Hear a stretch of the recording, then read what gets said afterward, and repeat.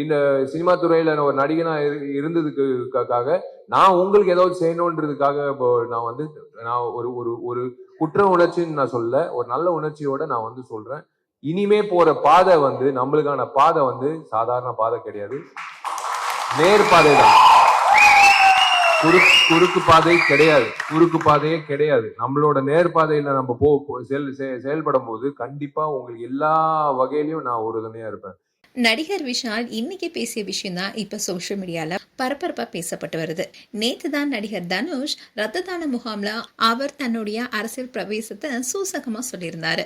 இந்த விஷயமே சோசியல் மீடியால பரபரப்பு ஏற்படுத்தினுச்சு.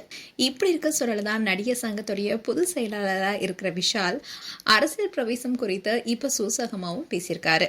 தனுஷ் அண்ட் விஷாலுக்கு முன்னாடியே அரசியல் ஆசையை பற்றி நடிகர் ராகவா லாரன்ஸ், நடிகர் விஜய் எப்போ தேர்தலில் போட்டியிட்டு தமிழக முதல்வராக தேர்ந்தெடுக்கப்பட்டாரோ அதுக்கப்புறமா தான் இவருக்கு அரசியல் ஆர்வம் ஏற்பட்டதா ஃபேன்ஸ் எல்லாருமே சொன்னாங்க.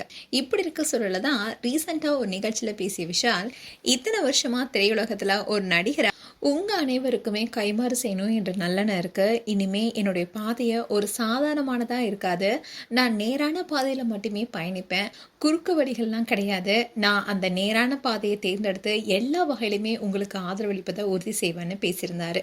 இதை பார்த்த ஃபேன்ஸ்ல பலருமே அரசியலுக்கு வரதுனாலதான் இப்படி மறைமுகமா பேசுறாரா என்ற கேள்விகள் எழுந்திருக்கு.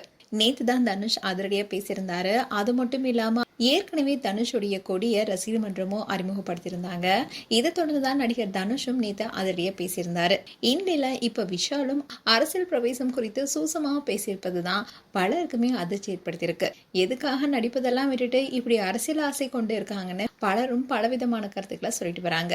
மேலும் உங்களுடைய கருத்துக்களை கமெண்ட் செக்ஷன் சொல்லுங்க. இது போன்ற வீடியோஸை பார்க்க நியூஸ் தமிழ் கிட்ஸ் சப்ஸ்கிரைப் பண்ணுங்க அண்ட் மறக்காம நோட்டிபிகேஷன் பட்டனை கிளிக் பண்ணுங்க.